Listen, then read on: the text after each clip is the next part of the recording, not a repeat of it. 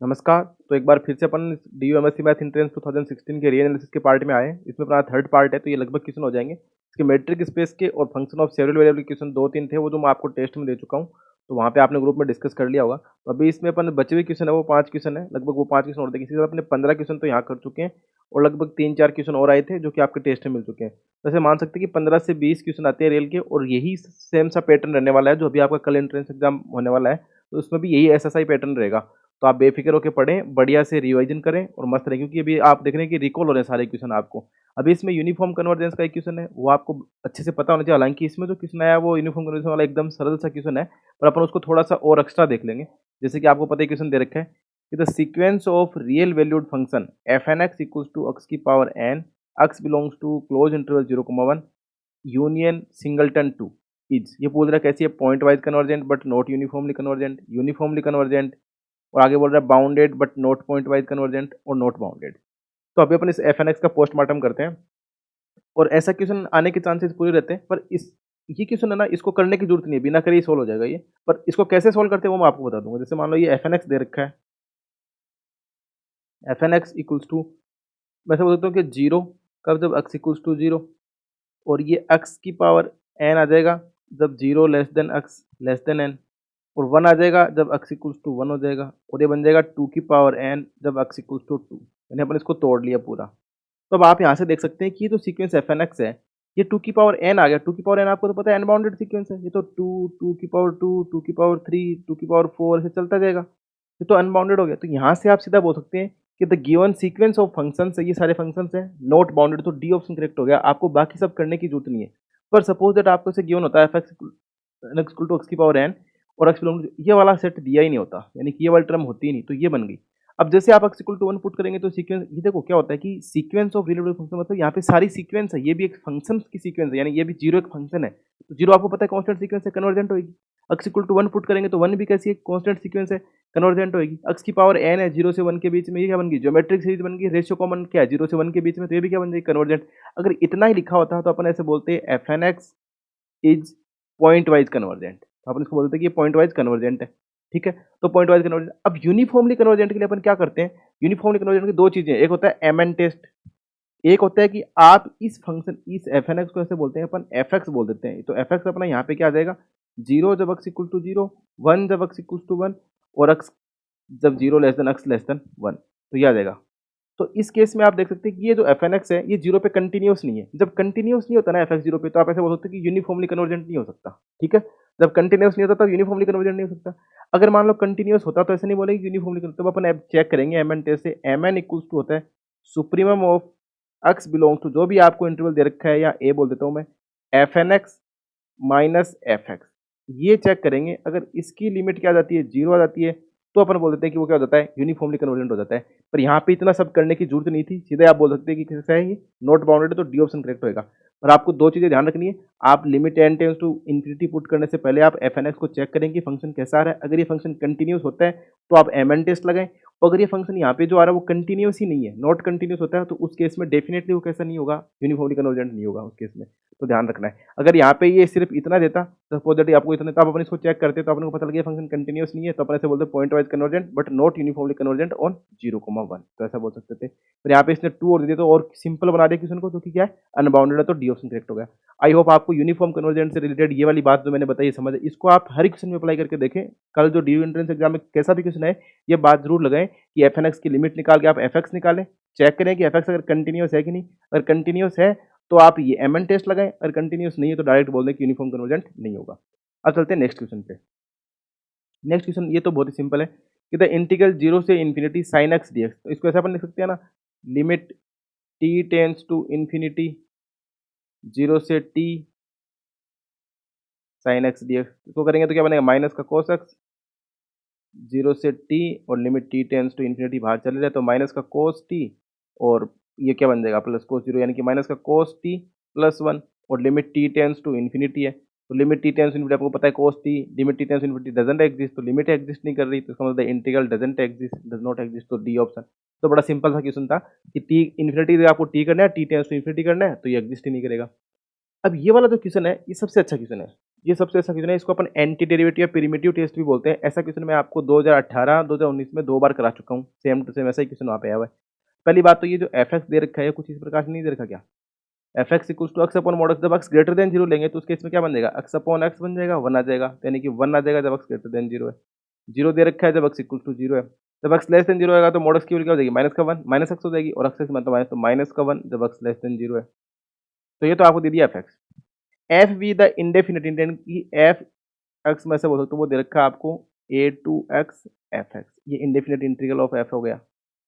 Which of the following is not true, F dash zero doesn't exist, F dash F is anti derivative of F, F is Riemann integrable, और F को anti derivative तब बोलते हैं जब F dash x करने पे क्या आ जाए, एफ एक्स आ जाए। उस केस में अपन क्या बोल सकते हैं कि वो कैसा है, एंटी डेरिवेटिव, यानी कि ऐसा बोल सकता हूँ मैं, कैपिटल एफ कैसा होना चाहिए, डिफरेंशिएबल होना चाहिए।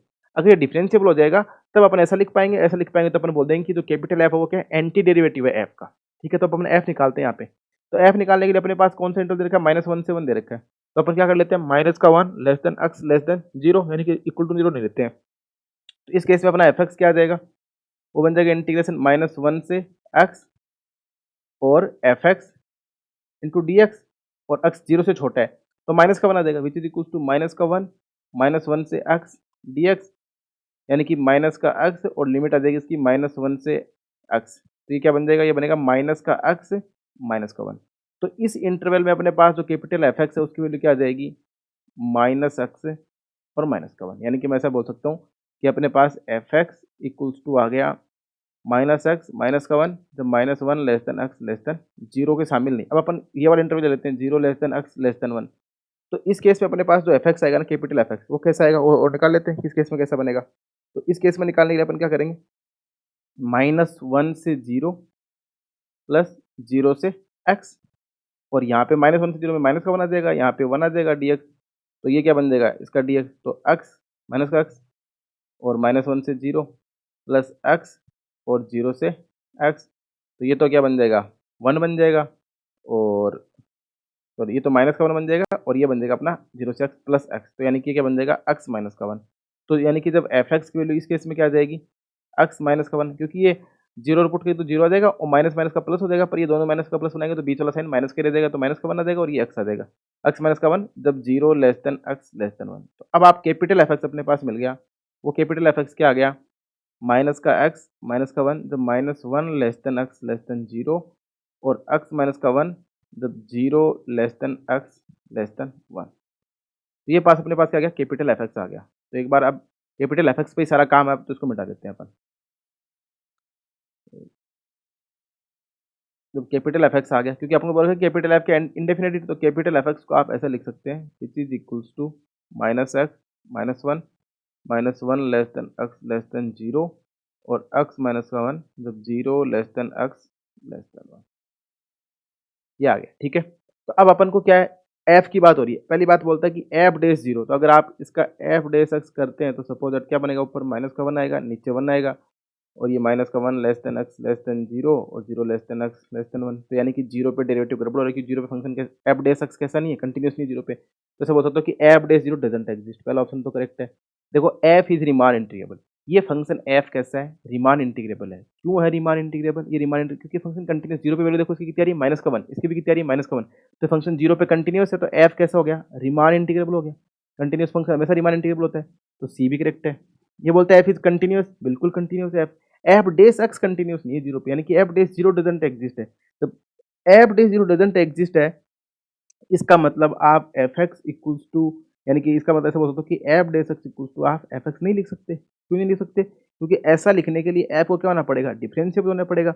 पर ये जो एफ अपने पास आया, ये तो जीरो पे डिफरेंशिएबल नहीं, क्योंकि जीरो पे डेरिवेटिव तो ये आ रहा है, एक बार -1 और जबकि जीरो पे इक्वल नहीं आ रही वैल्यू, तो जीरो पे एफ डेस एक्स, ये वाला जो एफ डेस है ये कंटिन्यूस नहीं है। तो ये कंटिन्यूस नहीं, इसका मतलब ये एफ कैसा नहीं है, डिफरेंशिएबल नहीं है जीरो पे। जब एफ डिफरेंशिएबल नहीं है तो F is an anti derivative of F बोलना गलत वाली बात हो जाएगी।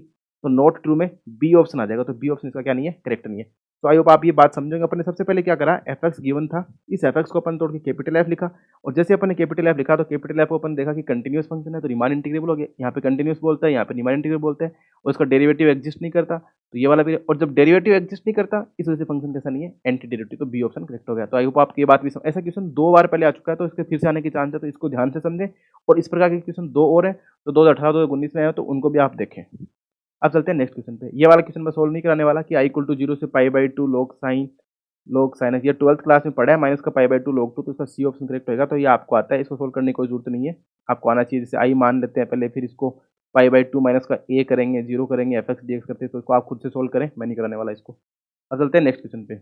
ये अच्छा क्वेश्चन है, वैसे अच्छा भी क्या है, सिंपल सही है कि f x equal to x square दे रखा है, पार्टीशन इसने बना के दे रखा है आपको 0 से 1/n, एल्फा एन बता रहा है अपर रिमान समय और बीटा बता रहा है लोअर रिमान समय, तो बताओ क्या करना है।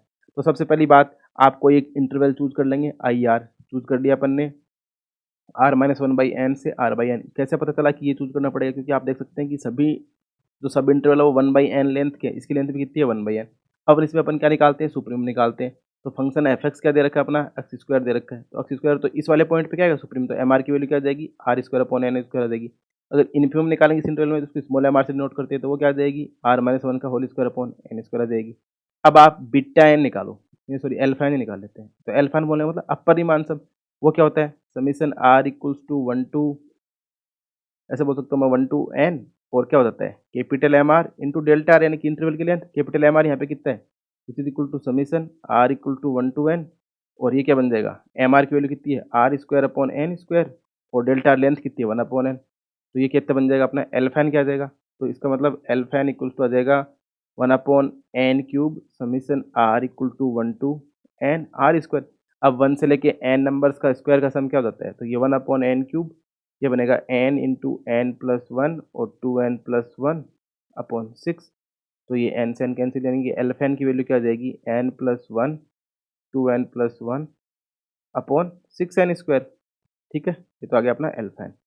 अब अपन निकाल लेते हैं, क्योंकि बीटा एन बोल रहा है, बीटा एन लोअर रिमान सम होता है, अपर रिमान सम का फॉर्मूला ये होता है। अब बीटा एन लोअर रिमान सम है, तो बीटा एन निकालेंगे, तो बीटा एन की वैल्यू कितनी आ जाएगी, बीटा एन इक्वल टू हो जाएगा summation r equal to 1 to n small m are into delta r, length कितनी 1 अपॉन n, तो summation r equal to 1 to n और r-1 का whole square upon n square, और ये 1 upon n, तो वही 1 अपॉन n क्यूब बाहर आ जाएगा, summation r equal to 1 to n r-1 का होल स्क्वायर। तो इस बार क्या हो जाएगा, जैसे r इक्वल टू 1 पुट करेंगे तो 0 आएगा, और n equal to r equal to 1 put करें तो n-1, यानी कि 0 से n-1, या ऐसा हो सकता है कि 1 से n-1 चलती है।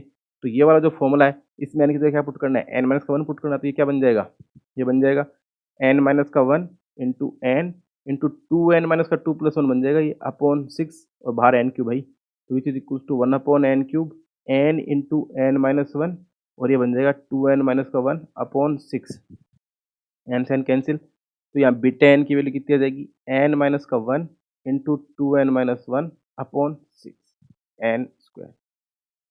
ठीक है, अब देखो ये अल्फा आ गया, बीटा n आ गया, तो मैं बीटा n को इसके पास में लिख देता हूँ, तो बीटा n की वैल्यू क्या आ रही है, n-1 2n-1 upon 6n square.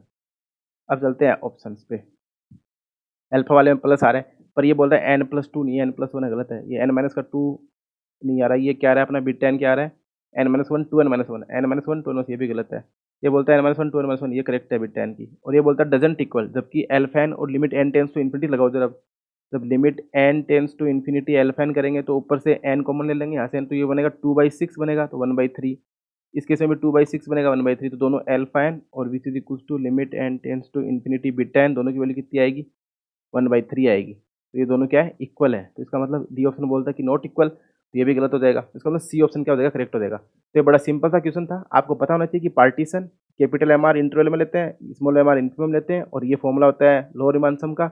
अब ये क्या है, ये इसका क्या है, अपर रिमान इंटीग्रल है, ये क्या है लोअर रिमान, क्योंकि लिमिटिंग केस में ही तो क्या बन जाता है, अपर रिमान इंटीग्रेशन और लोअर रिमान, तो इसका अपर और लोअर दोनों बराबर है, तो ये फंक्शन पूछता है क्या रिमान इंटीग्रेबल है, तो आप बोलते हैं ये फंक्शन रिमान इंटीग्रेबल है, क्योंकि दोनों के आगे अपर और लोअर दोनों सेम आगे, यहाँ पे दोनों सेम है, इसका मतलब फंक्शन रिमान इंटीग्रेबल, तो ऐसा भी पूछा जा सकता है। और वैसे भी आप सोच सकते हैं कि f x equal to x square है, इस इंटरवल में कंटिन्यूस है, तो रिमान इंटीग्रेबल, पर इसने इतनी मेहनत करवाई है जो कि अपन ने कर दी, तो आई होप आपको ये बात भी समझ आएगी कैसे सारे क्वेश्चन करने थे। तो ये 5 क्वेश्चन भी बड़े सिंपल वे में थे, जो इसमें यूनिफॉर्म कन्वर्जेंस वाला, रीमान इंटीग्रेशन वाला और जो एफ एक्स वाला, एंटी डेरिवेटिव वाला, प्रिमिटिव वाला, वो क्वेश्चन इंपॉर्टेंट था। तो ये आई होप आपकी ये तीनों क्वेश्चन समझ आएंगे। वैसे तो अपन टोटल 5 है, पर 2 इंटीग्रेशन वाले थोड़े सिंपल क्वेश्चन थे। नेक्स्ट वीडियो में आपको बता दूंगा कि कैसे आपको पेपर अटेम्प्ट करना है, क्या करना है। सो बने रहिए। Thanks for watching and keep continue watching exponential mathematics. Thank you.